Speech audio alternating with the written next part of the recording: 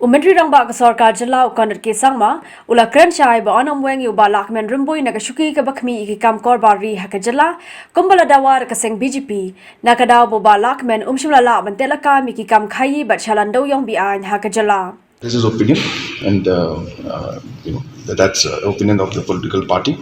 I have nothing to say on that regards, but there's no question of dropping Mr. Lahkmen Rymbui. Ukondot ulo ong ru ba kumba kandai po persen na kinong alam seng san perthe kia tre ringkat bej ber ka sarkar MDA. The party that is the party unit and certain individuals in the party unit who are making statements, it does not reflect the views and opinions and stand of the entire party.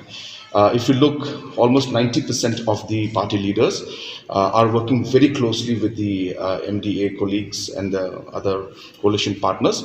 There are one or two individuals who are making statements like this, so I don't think it reflects the entire thought process of the BJP.